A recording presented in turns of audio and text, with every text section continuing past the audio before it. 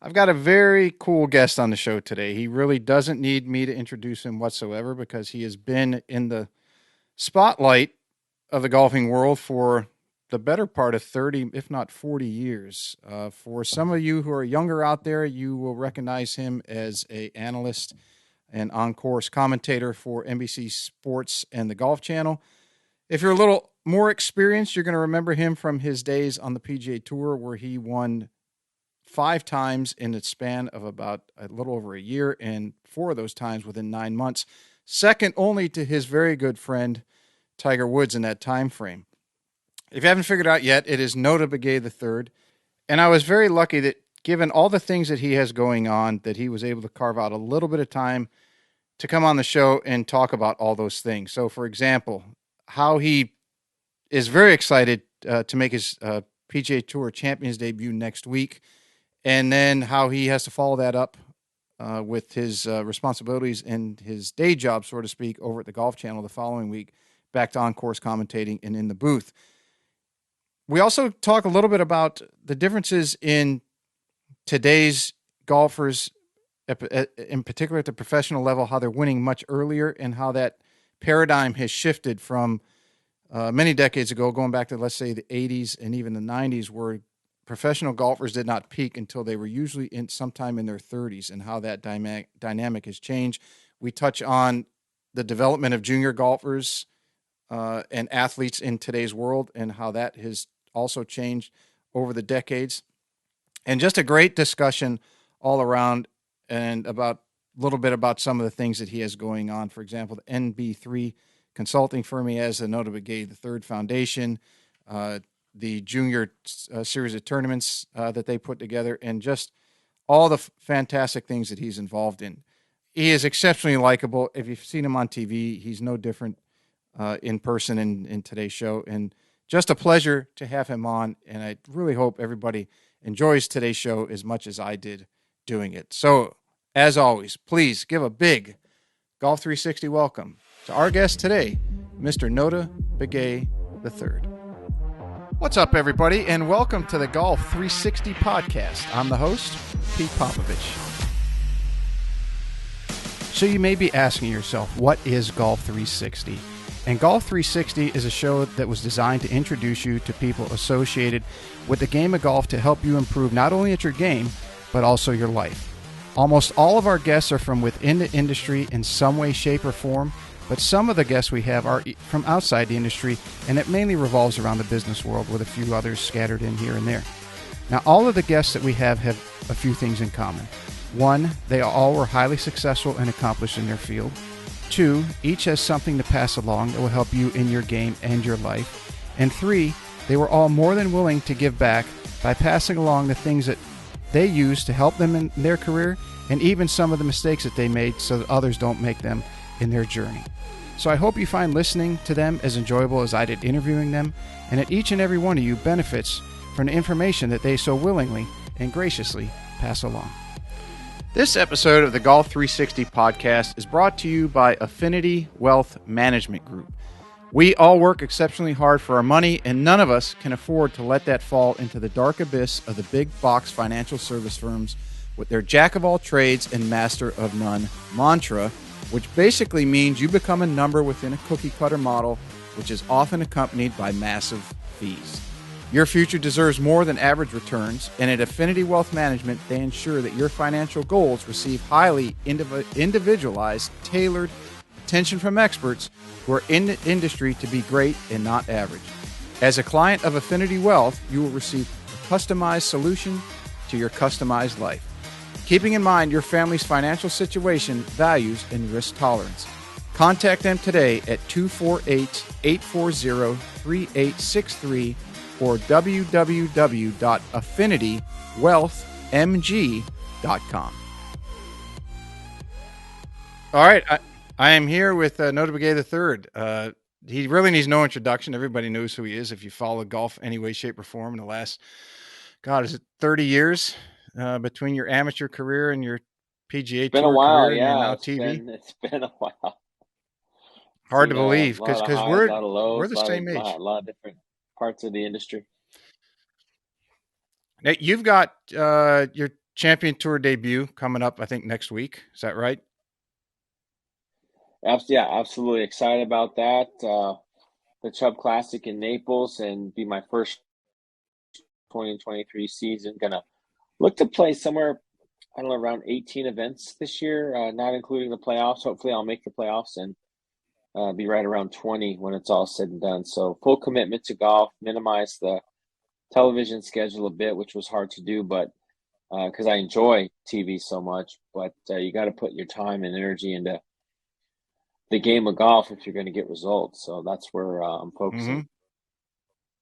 What made what made you made the decision or got you the itch that needed to be scratched again into playing as opposed to doing what you've been doing with TV and all that charitable work that you do? Well, mostly I just didn't want to look back and regret that I didn't do it. I was exempt for the first year. I earned enough wins through the qualification criteria for the PGA Tour Champions to get 1 year of exempt status on the tour. So I'm on a pass, and I didn't want to look back in 2 or 3 years if I hadn't decided to play and wish that I had. So I don't. Mm-hmm. I'm not making any predictions. I don't know what to expect. I had two starts last year, and I think I finished in the 60s and the 50s in Mm-hmm. those. So not great weeks, but I hadn't played in over a decade competitively. So I just was kind of trying to get a feel for what was going to be required out there. It's great. A lot of the same guys I played against on the regular tour, went to college with, and it's just a very fun experience. And I'm just grateful to the PGA Tour for being able to provide that for us. Was most of the last 10 years of not playing competitively, was that due to just responsibilities that you had with work and in your life and the organizations that you're involved in? Or was it still, 'cause it was known that, you know, you had hurt your back when you were basically at reaching, just starting to get, uh, to play exceptionally well. I mean, you won 4 or 5 times in less than a year, and I think worldwide, and I think that was as much as anybody except Tiger. So I mean, you were knocking on the door of the elite of the elite. I believe you got to 19th in the world, if I'm not mistaken. Yeah, no, it was nothing other than the game kind of telling me that I wasn't. Pro sports is it's fun. It's an opportunity of a lifetime, but it's very fair to everybody. When you're not fast enough, you can't jump high enough, you can't hit the ball anymore, you can't shoot the scores, it will quickly show you the door. And that's where I was at. I wasn't in a good place mentally after struggling with so many injuries and just wasn't putting up the scores. I wasn't making cuts, and it wasn't fun. Anybody that's ever been in a deep slump or battling injuries all the time will tell you that golf can be a very unforgiving and um, dark experience when those things are happening. And that's kind of where I was in around 2010, and then committed full time to television and just after that around 2012. So Target had been in television now for over a decade and have built some wonderful relationships and have learned a great deal, not only about the television industry, entertainment, broadcast, but also about the game of golf. When you're an analyst and you're studying it from a different perspective, you're trying to incorporate your qualitative thoughts along with quantitative information to project something that is valuable to your viewer. And Mm-hmm. that's kind of been the process these last 10 years. And I've really enjoyed so many people that I've worked with, and NBC Universal Golf Channel, NBC Sports have all been great to me. What were some of the things that either surprised you or that you might have learned the most, um, as you transition from playing into your role as an on-course analyst and in the booth, that you that you were might not have known before from your playing days? So as you mentioned, looking at it from a different perspective, uh, what were some of those things that really stood out to you?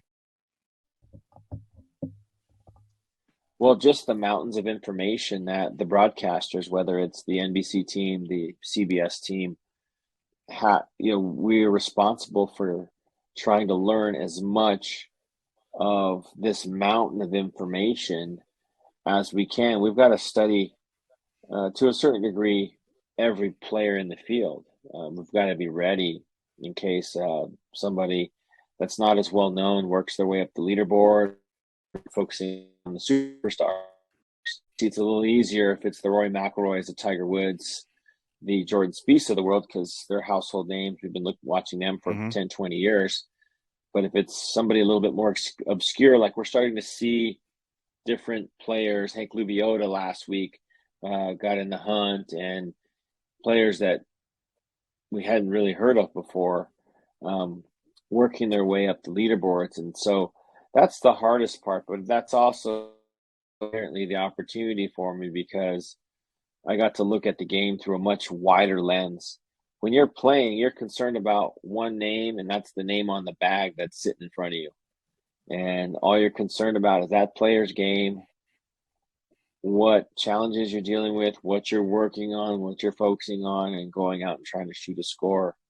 And you're oblivious to, I mean, sometimes I'd leave events and I wouldn't know who won that tournament for 2 or 3 weeks later. I just didn't follow it. So the the singular focus of being a player on the tour versus covering the tour is vastly different. Is there anything that you learned in watching at the time some of your former competition, and that now some of the younger kids that has changed or molded your game in a different way as far as either course management or what you do on the course or how you play the game? I think the most apparent thing to me over the last decade of following the biggest names in the biggest events, the major championships, the Ryder Cup, the President's Cup, is noticing the mental assets of certain players. I myself and so many people that follow the game closely range, and it's hard to distinguish one great ball striker from the next because these guys all hit it great. The Mm-hmm. technical and mechanical progressions of their swing, they evolve so early because the access to information is so readily available at a much earlier age. All you need to do is have a phone and a little bit of a data plan, and you can learn from the best instructors. You can get tips from the best players, and you construct a game that's predicated on some pretty sound fundamentals. Even if you just turn the sound down and you watched a Tiger or a Rory or somebody swing the golf club, you could reasonably deduce what has to be done to execute a golf shot properly. So now we're seeing the caliber of talent that's produced, and that is really an amazing feature of the professional game. And one thing that I've always sort of appreciated about covering golf was just being able to be close to it and um, not swing the club anymore, but just still really identify what the attributes are of the guys that have either maintained longevity. For instance, the Jim Furyk's of the world, the Stuart Sinks of the world. Like, what is it about those guys that have Steve Strickers, right, enabled them to play Mm-hmm. so deep into their 40s and still be competitive? Why are players at such young ages coming out and winning so quickly? That's another thing because through Golf Channel, I covered the college game. Um, I started one of the largest national junior golf championships 3 years ago. So, and was recently the captain of the U.S. Junior Presidents Cup team. So I'm seeing it now. It's a really interesting um, observation that I've made in just sort of what attributes contribute to success on tour. Yeah, because when you and I were young, so, going back to the 70s and 80s, it was widely accepted that a tour pro really didn't hit their prime until they were in their 30s. And I would attribute that to uh, when we were younger, in certain times of the year, in certain seasons, you played certain sports and you put the other sport away. For me, growing up in Michigan, it was golf was in the summer, football was in the fall, basketball in the winter, and baseball in the spring. And you would transition back to golf. And I'm sure in where you grew up, it was probably something similar. And I don't, there weren't a lot of kids. You remember Todd Marinovich. He was like the first person that was training as a kid, all the way through elementary, middle, high school. And what he did way back then is like the norm today, or at least seems to be. And I think these kids are much, much more prepared when they get to the level of the Division One or Corn Ferry or PGA Tour that they're ready to win, and they don't have to wait until they're 30 years old. They're doing it at 20, 22, 24. Um, so do you see something like that, or is there Yeah, something it's else? interesting though. You talk about that. Well, I think it's taken a while for, I mean, if you talk to any statistician or man or somebody that knows, it takes a while to shift the average, the median. Hmm.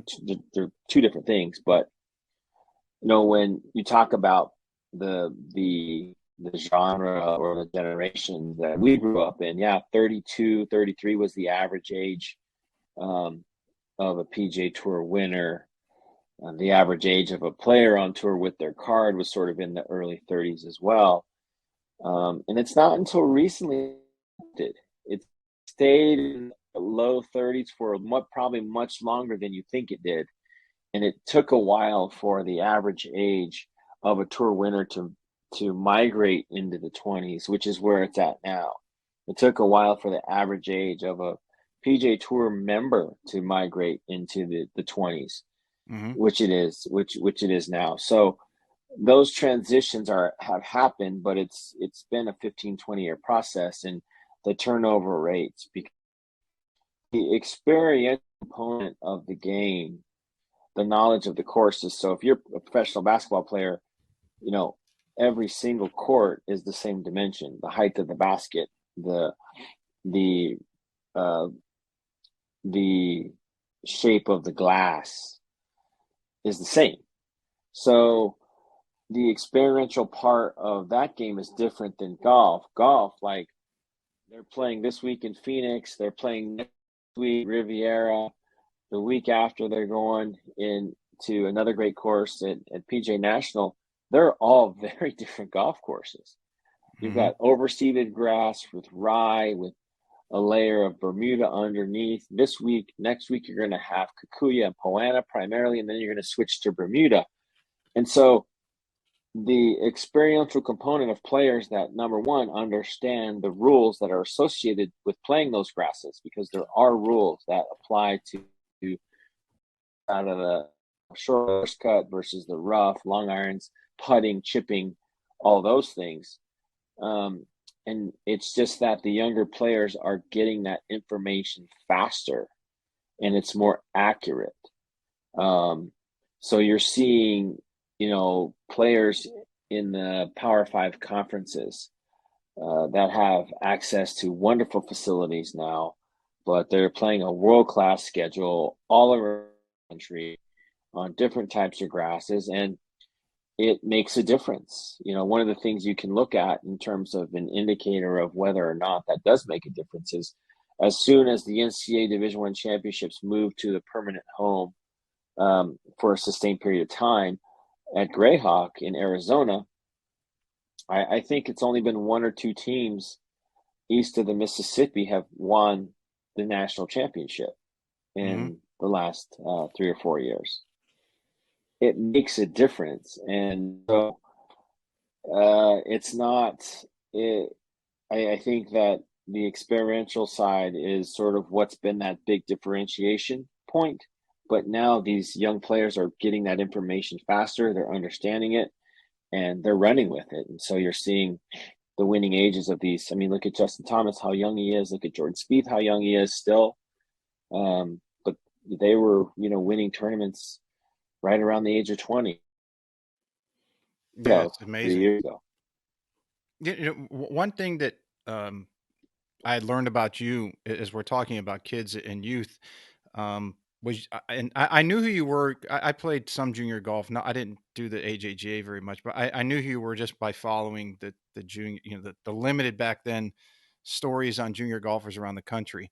But what I didn't know about you was that you were all state in three sports, and even as early as last year, you got inducted into the National High School Hall of Fame. That's pretty impressive. Uh, I mean, to some, that would be equally impressive as some of the other things you've done in your career. You able to talk about that at all? I know it's might you don't like to talk about yourself, but I mean Yeah, that is, I as I mean, said, very very I'm impressive. coaching.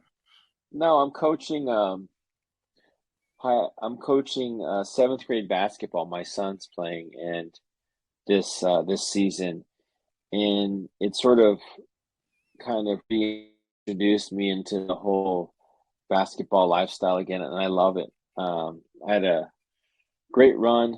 Was a part of two state championship teams at Albuquerque Academy here in New Mexico. Got to play in the pit, the world famous pit in Hmm. Albuquerque, and um, basketball was a great. If you're an American Indian, you love basketball, and I wasn't any different. On our reservations, in our communities, the basketball is number one by far. Is it And really? I just also so happened to be very good at soccer. So, um, my senior year, I led the state in all classes in assists, and was just kind of an all around athlete that never played golf year round until I got to college, which is unheard of these days. I'm a big proponent of kids playing multiple sports. I think the benefit of utilizing my son, who his first choice is soccer, is playing basketball now, and he's not 100% into it. He likes it. He's good at it, but he wants to keep playing soccer. And I said, look, there's cross benefit here from understanding how to make passes into different areas and the spacing and the strategies of players moving in different to benefit from basketball and take that into your soccer and vice versa. And I just, but it's a hard place for parents and the athletes to be because so many of the programs, the clubs, the coaches want their kids to play year round. And I just think they're missing out on so much that in, the 60s, 70s, and 80s, man, if you could play 3, 4 sports, you were out there suiting up Hmm. however many times you could because it was just to do and it wasn't as competitive. Now the pools of players that you were competing with for scholarships was more regionally based because Yeah. just communication and seeing, I could watch a high school basketball game on my computer um, because I got a $10 subscription to the NFHS High School Network. I was in the champ watching my daughter's JV basketball game back in New Mexico on my computer. Like accessing athletes now is so much easier, which increases the pool of competition because now instead of just competing for a scholarship with kids in Southern California, you're competing for a scholarship with kids from Southern California, from Florida, from New York, in other areas. And so the the I guess the urgency on behalf of the athlete and the coaches is to get as good as quickly as possible. But again, I always think that two things. I think athletes that play multiple sports develop differently. Their Hmm. muscle No doubt structure, about their it. physiological makeup. I mean, my son went come from a full season of soccer. His first basketball practice comes from a sport he's running, 4 or 5 miles a game to a sport is different motion, and he could, was sore the next day. It tells me like, man, they're using way different muscles. I knew it because I went through it, um, but I don't. I mean, you can't blame the system and the athletes. For a lot of these kids, it's their only way to afford college, and they have to put their eggs in one basket. And I get it, but if there's a chance to diversify, open things.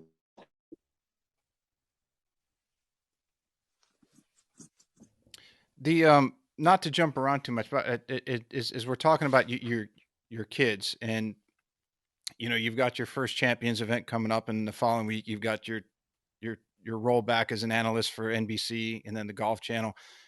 How do you find or make time to prepare yourself to play with some of the best 50-plus-year-olds on the planet when you've got a full basket of things that are pulling you in different directions? In addition to, you've got the Nota Begay Junior golf events, you've got the NB3 Foundation. I mean, you've got a lot of stuff going on. How do you find enough time to practice to compete at that level?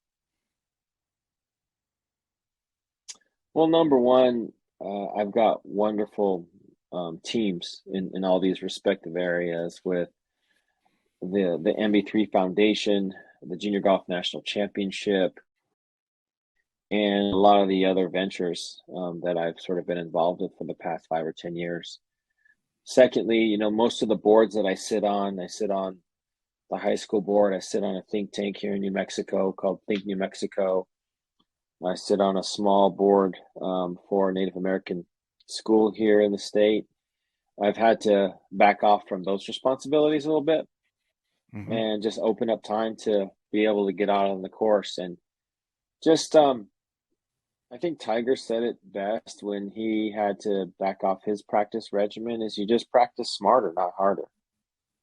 I work less on my mechanics. I pretty much know my body mechanics. I just need to get my body fit enough to be able to do the things that I need to do. And I'm getting there, but I'm going to have to do a little bit of growing and sharpening of the skills on the run, on the fly in events, which isn't ideal. You like to show up, but that's the reality of it. I love my kids. I love going to basketball games. I got 2 basketball games tonight. My daughter plays in just over an hour, and my son plays later tonight. So I will be there. I could be practicing at that time, but life at my age is about doing the things that are important to you, and investing and letting know my kids. I know my time has passed. I mean, my time as an athlete has passed. The is probably the ever. With no cuts and guaranteed purse. It just I'm gonna do everything I can to get the most out of it. Mm-hmm. As far as getting your body ready, we have a mutual friend in Brian Gathright, and Brian's been on the show. Hunter, his son's been on the show. Have you utilized any of the GOTA program that Hunter's and Brian are both involved in? Oh, GOTA's It great. is, isn't it? GOATA. Yeah. Hunter's great. GOTA's great. Saved my knees, it saved my hips, and to a certain degree saved my back. And I love unorthodox thoughts and approaches toward things, because you can't have a 360-degree perspective on anything unless you listen to everybody. And I've implemented so much of GOTA. And what I mean by these is they have these things you prior to your workout that just challenge your knees and your hips to acquire a little bit more flexibility, the way you walk, how you're running, where your weight placement is at. They changed it for me, and my knees don't hurt anymore after I run. I ran a 5K this fall and came out of the race, no problems. And that wasn't happening 5 years earlier. I was in a tough space, and a little bad. Knock on wood, and I'm going to do that here. I feel pretty darn good right now. And Brian has been, most importantly, he's been a dear friend of mine for years. He was at my Hall of Fame induction in San Antonio last summer, and just has such a sound knowledge. And I've played the game at a high level as an analyst. I studied the game as a high level. As an on-course reporter, I followed the best players at the highest level in the most pressure-packed circumstances that any golfer could face. And Brian Gathright is as good of an understanding of all facets of competitive golf as anybody that I've met, and that's why I still work with him.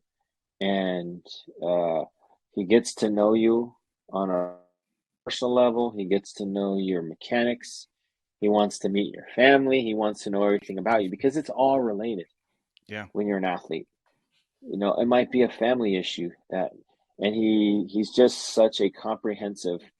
He has such a comprehensive approach toward the game that sometimes we won't even talk about golf for an hour, and that's all we talk. And I go out and I play great, and sometimes it's all golf. And so, um, in my opinion, that's the kind of teacher that you want, that is able to provide the guidance, because your Mhm. teacher, by definition, is your guide.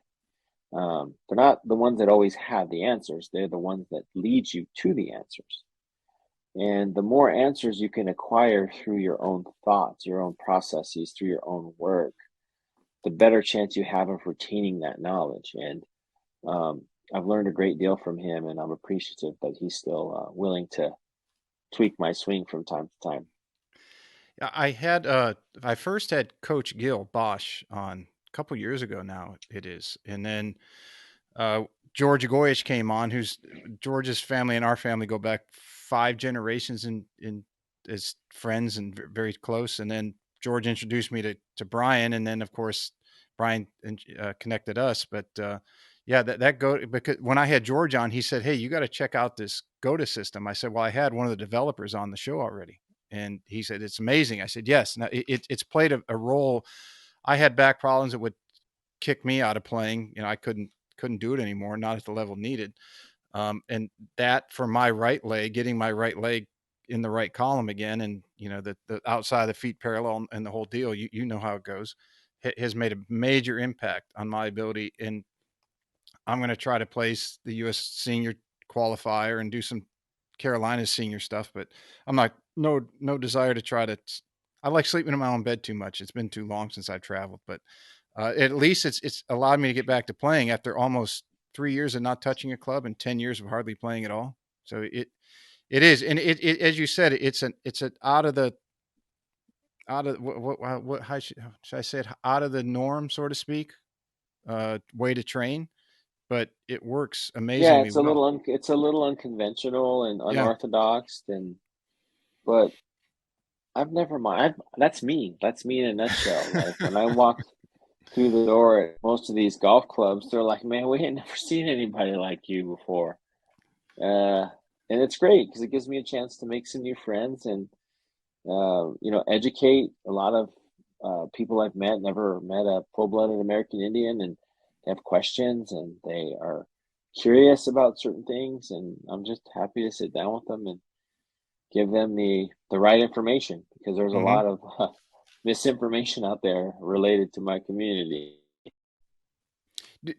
Speaking of things that are outside the box, so to speak, I've got to ask you about a story about whitewater rafting at the Stanford golf course. Yeah, that wasn't the smartest moment in my life. We had about a month straight of rain in Palo Alto, and there was this little creek. Well, most of the time it was a little creek, maybe 3, 4 foot wide, that ran through the golf course. And after the rains, it was running at about 10 feet wide. And Casey Martin and myself thought it'd be a great idea to go down to Walmart and pick up a $20 raft that had was built for like kids. Like my 6-year-old daughter was built for people like that, not two grown men. And mind you, his leg is very fragile. I mean, he Hmm. just had it amputated recently. It was still very fragile. It was kind of a day-to-day kind of thing. And we hop in at an entry point and we have our paddles and no helmets. Of course, it was the 90s. We weren't wearing helmets back then. And we capsized about later. underneath the water, and the water's rushing and pushing me down, further downstream. And all I'm thinking in my mind is like, oh my God, I just killed Casey Martin, or I just broke his leg or something, because he is somewhere, floating, and I better find him. And then the second thing that I thought was, Coach is going to kill us for doing this, because we had just started to become really good, and he Mhm. was I was the one player, he was the two player, and it was a very stupid moment in my life, but one that we really have a good chuckle about every time we visit with each other. And thankfully, I get to run into him at a lot of the college events we cover now. Him and Conrad Ray, Will Yanagisawa was on that team, is working at Ping now, and Tiger, of course, I'll see in a couple of weeks when we're in West Palm. So I luckily my lifestyle has given me the wherewithal to connect with my boys from time to time. Do you get asked about Tiger things more often, or now that you've been at NBC and the Golf Channel, in particular, for quite some time, do you get asked about Brandel more often nowadays? It depends what Brandel says. He's hot and cold. I get asked about Tiger virtually every day of my life, which is a blessing. Hmm. It's a blessing to have our friendship, to have experienced the things. I mean, we partnered as on the same Walker team, on the same Stanford team, on the same President's Cup team, and so we've gone through a lot of the same things together. And um, so a lot of people think, well, doesn't that get old? I'm like, not really. I mean, look what he's done, for golf. Look what the persons they're playing for now. Look what they're doing. Look how much the game has grown, and he's done so much for me that he'll never ever know about. Just allowing me to watch and learn and work out together, and knowing that I was watching history in a lot of cases, Hmm. talks that we've had related to mechanics or execution or thought processes, that a lot of which I've never disclosed to anybody, just because I always felt like they were trade secrets for him. And um, you never want to let the other side know what you're thinking, what you're doing, because that's your strength. But you guys were pretty But good friends in yeah, junior golf, weren't you? but with Brandel, it just if yeah, we've been friends since he was about 9, so right around 40 years now. We've been great friends, and it's going to be good to see him in a couple weeks. Stay at the house and just catch up. I mean, he loves the Cardinal as much as I do, and we loved our time there. We both wish it could have been a little longer, but as most people do. Um, and it's just been an interesting ride from top to bottom. Very cool. Were you influential in him going to Stanford, in that you were there already and you guys knew each other and were friends? He had always had his mind on it, and Tita was very adamant about getting a good education. She was the one that was sort of driving the education Hmm. side of that decision. And thankfully that he ended it. And I'd like to think that it was something, you always want to go places where you feel comfortable. And I was there, and we were established, and we had a good team. We were going to be great. And we were. And so um, I think it was a great choice for him. He's a very articulate, smart person, and he loved that environment. Very cool. Do you got to run, or you got a few more minutes? Yeah, I gotta go. One more question. That'd All be right, great. no problem. Well, here's the last question. Who wins first? You on the Champions Tour or Tiger on the regular tour? Me on the Champions Tour, because Okay. I'm gonna get a lot more chances Yes. um, he might, if we're lucky, he'll play 4 or 5 times this year. I'm planning to play 20, so I like my odds. He's playing against guys whose average age is in the 20s. I'm playing against guys whose average age is in the mid 50s. Definitely me. If you're gonna bet on something, bet on me for that one. All right. Very cool. Note, I appreciate it. This has been great. The only thing I wish is we had more time, but I know you're pulled in many directions. I appreciate you making the time to come on our show.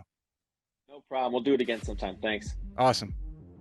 All right, everybody. Thank you so much for listening to today's show. If you enjoyed it, you can find more information on today's episode and other topics at golf360.blog.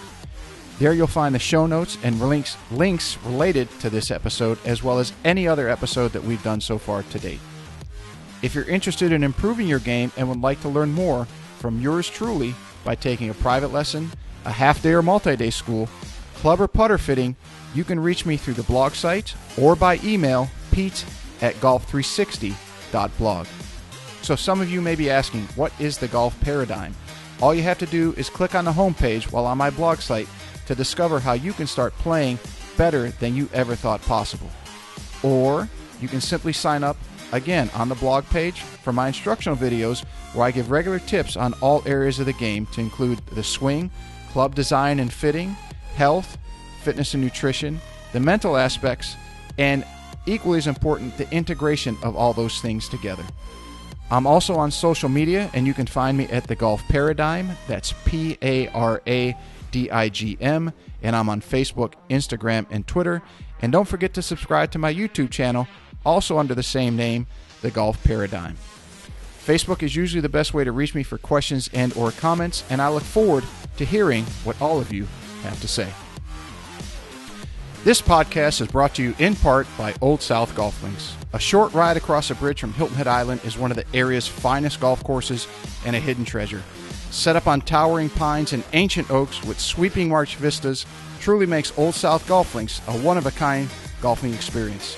The Clyde Johnson design was named one of the top 10 new public courses when it opened, and it also takes full advantage of the natural beauty of the Low Country.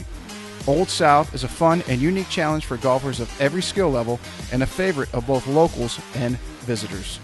Whether it's your first time here or you're a regular, you'll be treated and feel like family. From the bag drop to check-in at the fully stocked pro shop with both men's and women's apparel, to breakfast or lunch before or after your round, the staff is always ready and willing to help.